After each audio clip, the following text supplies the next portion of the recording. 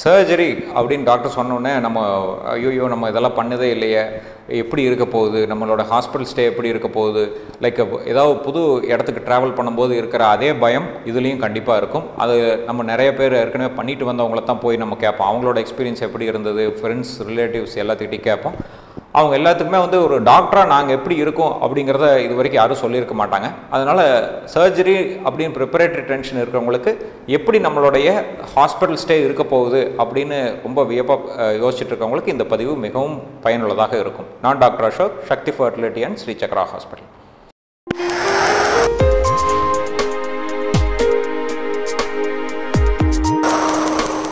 So யூஸ்வலாக surgery அப்படின்னு நம்ம மிச்ச பதிவுகளை பார்த்த மாதிரி ஏன் சர்ஜரி பண்ணுறோம், எப்படி பண்ணுறோம் எல்லாமே டிஸ்கஸ் பண்ணிவிட்டு டாக்டர் கவுன்சிலிங், அனஸ்தட்டிஸ்ட் கவுன்சிலிங் நல்லா ப்ரிப்பேர் ஆகிக்கிறோம். எல்லாமே ப்ரீவியஸ் டே ப்ரிப்பேர் ஆகி ஹாஸ்பிட்டலுக்குள்ளார வந்த உடனே என்ன நடக்கும் இந்த வீடியோவில் பார்ப்போம்.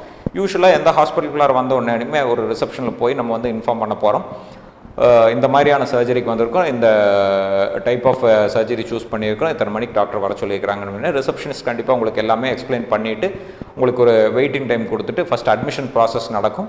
இந்த அட்மிஷன் ப்ராசஸில் உங்களோட பேசிக் கன்சென்ட் ஹாஸ்பிட்டலில் இருக்கக்கூட ஒப்புதல் படிவங்கள் எல்லாம் சைன் பண்ணிவிட்டு அவங்க பேசிக்காக ஹாஸ்பிட்டலில் எத்தனை நாள் இருக்க போகிறீங்க, என்ன டைப் ஆஃப் சர்ஜரி இதெல்லாமே எக்ஸ்பிளைன் பண்ணுவாங்க. அதுக்கப்புறம் ஏதாவது உங்களோட காஸ்ட் ஃபேக்டரில் ஏதாவது டவுட்ஸ் இருந்ததுன்னா அது எல்லாமே ரிசப்ஷன் ஸ்டாஃப்ஸுக்கிட்ட நீங்கள் வந்து கம்ப்ளீட்டாக ரெக்டிஃபை பண்ணிவிட்டு அதுக்கப்புறம் உங்களோட இன்சூரன்ஸ் இருந்ததுனாலும் அதோட ப்ராசஸிங் எல்லாமே ஸ்டார்ட் பண்ணிக்கலாம். பண்ணிவிட்டு ஒரு உங்களுடைய ரூம்ஸு ஓரியன்டேஷன்ஸ் இதெல்லாமே ஹாஸ்பிட்டல் ரிசப்ஷனிஸ்ட் வந்து கண்டிப்பாக நல்லா எக்ஸ்பிளைன் பண்ணுவாங்க.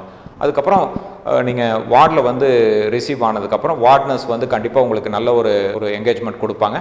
அவங்கள ரிசீவ் பண்ணி ஒரு கம்ஃபர்டபுளான ஒரு சூழ்நிலைக்கு எடுத்து செல்வாங்க. அவங்க சர்ஜரி பற்றி எக்ஸ்பிளைன் பண்ணுவாங்க, சர்ஜரி வீடியோஸ் எப்படி இருக்க போகுது, உங்களுடைய 1 இல்லை 2 நாட்கள் ஸ்டே இங்கே எப்படி இருக்க போகுதுங்கிறதெல்லாம் இன்ட்ரடியூஸ் பண்ணிவிட்டு யூஸ்வலான உங்களோட டெஸ்ட்டுகளான எல்லாத்தையும் கலெக்ட் பண்ணிவிட்டு அனஸ்தட்டிஸ்ட் அண்ட் சர்ஜன்கிட்ட ஒரு ஒப்பீனியன் வாங்கிட்டு என்ன டைம் உங்களுக்கு வந்து இந்த சர்ஜரி ஸ்கெட்யூல் பண்ணியிருக்குங்கிறத உங்களுக்கு இன்ஃபார்ம் பண்ணிடுவாங்க. இன்ஃபார்ம் பண்ணோடனே நம்ம வந்து ரூமில் போய் நல்லா ரிலாக்ஸ் பண்ணணும்.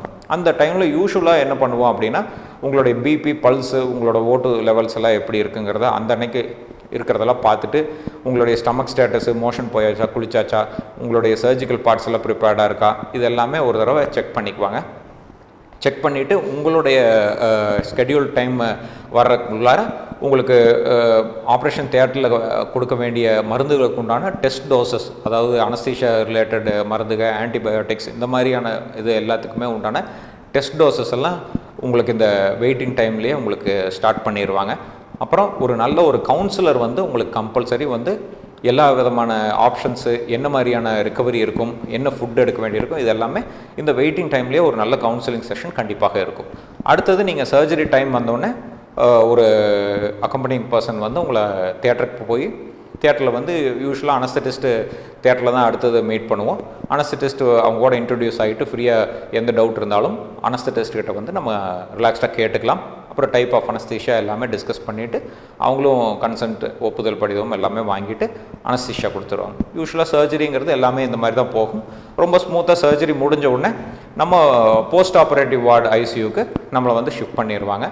அப்போ வந்து நம்ம கொஞ்சம் கொஞ்சமாக ரிக்கவர் ஆகி நம்மளுடைய கான்ஷியஸ் லெவலெல்லாம் நல்லா வந்த பிற்பாடு நம்மளுக்கு ஏதாவது பெயின் அந்த மாதிரிலாம் இருந்ததுன்னா அது பெயின் கில்லர்ஸ் இந்த மாதிரி இதெல்லாம் கண்டினியூ பண்ணுவாங்க. அந்த டைமில் நம்மளுடைய ரிலேட்டிவ்ஸ் எல்லாருமே வந்து நம்மளை வந்து பார்க்க ஆரம்பிக்கலாம்.